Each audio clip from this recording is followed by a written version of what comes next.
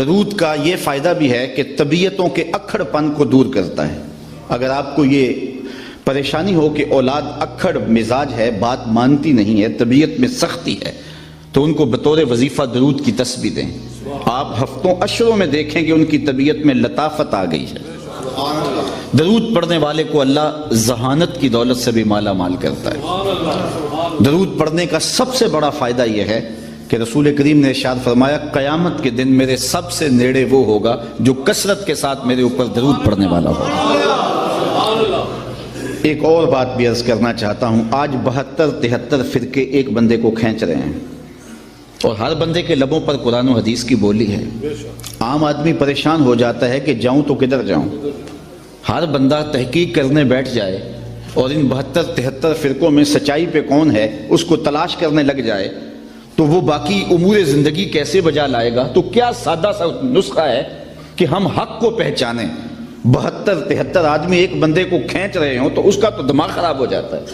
کبھی آپ نے دیکھا ہو لاری اڈے پہ جو کنڈکٹر حال کرتے ہیں پاکستان میں سواری کا، ایک سامان اچک کے لے گیا، دوسرے نے بچے کو پکڑا اور اپنی جانب کھینچ رہا ہے، تیسرا بڑھیا کو بازو سے پکڑ کے اپنی بس میں لے جا رہا ہے، تو بعض عورتیں غصے میں آ جاتی ہیں، پائیا سا کتے بھی نہیں جانا، حالانکہ کہیں تو جانا ہوتا ہے نا، لیکن وہ اس قدر کو ادھر کھینچ رہا ہے، کوئی بچہ ادھر لے گئے ہیں، سامان ادھر جا رہا ہے، تو 70-72 لوگ ایک بندے کو کھینچ رہے ہیں، وہ جائے تو کدھر جائے؟ یہ بات امام زین العابدین سے اس زمانے میں کسی نے پوچھی، حضرت جب اتنے فرق و ترک ہو جائیں گے تو میرے لیے کیا پہچان ہے حق کی؟ تو امام زین العابدین نے فرمایا جو اہل السنہ ہوں گے وہی اہل حق ہوں گے۔ تو سائل بڑا سیانہ تھا، دور اندیش بھی تھا، اس نے کہا اگر بہت سارے لوگ اسی ٹائٹل کے ساتھ موجود ہوں تو اس میں پھر اصلی سنی کی پہچان کیا ہوگی؟ تو سنو امام زین العابدین نے کیا فرمایا، فرمانے لگے من علامات اہل سنہ کثرت الصلاۃ علی رسول اللہ، نشانی میں بتا دیتا ہوں کثرت سے حضور پہ درود پڑھنے والے ہوں گے۔ اب کوئی خیر سے ہمیں درودیہ ہونے کا تانا دے، ہمارے لیے یہ تمغہ امتیاز ہے۔ میں کہتا ہوں ہم بارودیے نہیں، ہم درودیے ہیں، یہ ہمارے لیے اعزاز ہے، یہ ہمارے لیے افتخار ہے کہ ہم حضور پہ درود پڑھنے والے ہیں۔ تو کثرت سے درود پڑھو تو اس کا فائدہ یہ ہوگا کہ آپ کو حق ہاتھ میں آ جائے گا۔ اچھا ایک آخری بات درود کے حوالے سے اور بھی عرض کروں کہ درود پڑھنے والے کے لہجے میں مٹھاس پیدا ہو جاتی ہے۔ کسی نے اقبال سے یہ راز پوچھا کہ تیرے شعروں میں کھنڈ کہاں سے آئی؟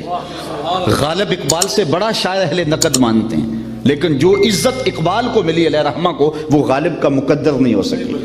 تو کسی نے یہ راز اقبال سے پوچھ لیا کہ تیرے شعروں میں یہ مٹھاس کہاں سے آ گئی؟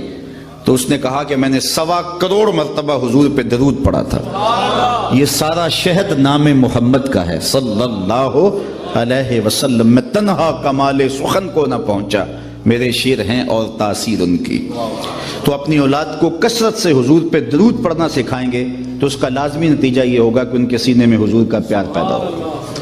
علامہ اقبال جنہیں حکیم الامت کہا جاتا ہے، حکیم الامت وہ ہوتا ہے جو امت کے مرض کی تشخیص بھی کرے پھر اس کی تدبیر بھی کرے، تو انہوں نے اس مرض، اس امت کے امراض کی تشخیص بھی کی اور اس کا علاج بھی بتایا۔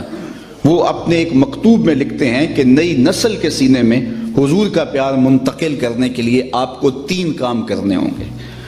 مختصر وقت میں یہ 3 باتیں آپ کے سامنے رکھنی، اور اگر وقت 2 لمحے بچ گیا تو ایک بات اپنی جانب سے اور میری گفتگو اختتام کو پہنچ جائے گی، اور یہ چیزیں ہم صبح سے ہی اس کو اپنے عمل میں لا کر کے اپنی نسل کی تربیت کرنے میں لگ سکتے ہیں۔ تو اقبال کہتے ہیں کہ نئی نسل کے سینے میں حضور کا پیار منتقل کرنے کے لیے 3 کام کرنے ہوں گے۔ سب سے پہلا کام، ان کو کثرت کے ساتھ حضور پہ درود پڑھنا سکھاؤ، چونکہ اس کا لازمی نتیجہ یہ ہے کہ حضور کے درود کے نتیجے میں دلوں میں حضور کا پیار پیدا ہو۔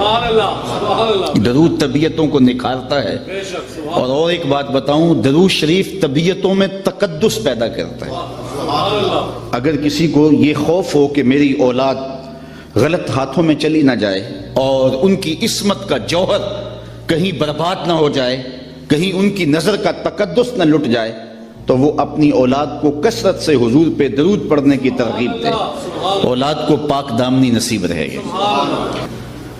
غالب جیسا شخص جو بات کرنے کا ڈھب اور سلیقہ جانتا ہے، اور جس عنوان سے بھی بولے تو غالب غالب دکھائی دیتا ہے. یہ مسائل تصوف کے یہ تیرا انداز بیاں غالب، ہم تجھے ولی سمجھتے اگر بادہ خار نہ ہوتا. جس عنوان سے بھی آئے، ذکر اس پری وش کا، پھر بیاں اپنا تھا، بن گیا رقیب آخر جو راز داں اپنا تھا. تو بات کرنے کا فن جانتا ہے. جب اسے کہا کہ حضور کی مدح میں لب کھول تو قلم پھینک دیتا ہے اور کہتا ہے غالب ثنائے خواجہ بیزداں گزاشتیم، کہاں ذات پاک مرتبہ دان محمد است. غالب جب میں جانتا نہیں ہوں تو بیان کیسے کروں؟ تو جو جانتا ہے وہی بیان کرنے والا ہے. اسی کی ظہوری نالے ساڈا کی بیان ہے، اودیاں تے صفتاں دا نات خاں قرآن ہے. صورتاں سپارے رنگ نبی دے جمال دا، لب کے لے آواں کتوں سونا تیرے نال. حضرت شاہ ولی اللہ محدث دہلوی لکھتے ہیں آپ کے مادح کی آخری حد عجز ہے. اگر کوئی حضور کی مدح کرنے بیٹھے تو اس کی آخری حد کیا ہوگی؟ عجز. وہ تھک کے کہے گا لا یمکن الثناء کما کان حقہ بعد از خدا بزرگ توئی قصہ مختصر. تو حق بھی ادا نہیں ہو سکتا، لیکن یہ سعادتیں سمیٹنے کے لیے ہم حضور کا ذکر کرتے ہیں. تیسری بات، حضور علیہ السلام کا میلاد کر کے، حضور کا ذکر کر کے ہم ایک تیسرا مقصد حاصل کرتے ہیں، اور وہ کیا کہ یہ ورثہ جو ہمیں حب رسول کا اپنے ماں باپ سے ملا تھا، ہم اس ذریعے سے اپنی نئی نسل کے اندر منتقل کرتے ہیں. ہم نے ہمارے ماں باپ نے ہمیں حضور کا نام دیا تھا. اقبال نے کہا تھا نام تو از پدرا موختم، حضور آپ کا نام میں نے اپنے باپ سے سیکھا تھا. تو آج ہم حضور کا ادب کرنے والے ہیں، حضور سے محبت کرنے والے ہیں، تو ہمارے ماں باپ نے ہمیں سکھایا. اسی لیے امیر ملت علیہ رحمہ فرمایا کرتے تھے جوتے پرانے ہو جاؤ تو نئے خرید لیں، لباس پرانا ہو جائے تو نیا خرید لو، لیکن عقیدہ نیا نہ لینا، عقیدہ پرانا ہی رکھنا. نیشا پور کے ایک محدث آخری دم توڑتے لمحوں میں اپنے شاگردوں کو بلا کے کہنے لگے کہ تم سب گواہ بن جاؤ، میں نیشا پور کی بوڑھی عورتوں کے دین پہ مر رہا ہوں. میرا وہی عقیدہ ہے جو نیشا پور کی بوڑھی عورتوں کا عقیدہ ہے. تو ہم نے اپنے آباء و اجداد سے دین سیکھا ہے، حضور کا پیار سیکھا ہے، تو یہ ہم نے اپنی نئی نسل کے اندر منتقل کرنا ہے. اس کے زود اثر ذرائع کیا ہیں؟ علماء نے اس پر باقاعدہ کتابیں لکھی اور بہت ساری چیزیں بیان فرمائیں کہ یہ وہ ذرائع ہیں جن سے آپ نئی نسل کے سینے میں حضور کا پیار منتقل کر سکتے ہیں. دوسری بات، انسان فطرتاً حسن پسند ہے، یہ انسان کی طبع ہے، اس کا انکار نہیں کیا جا سکتا.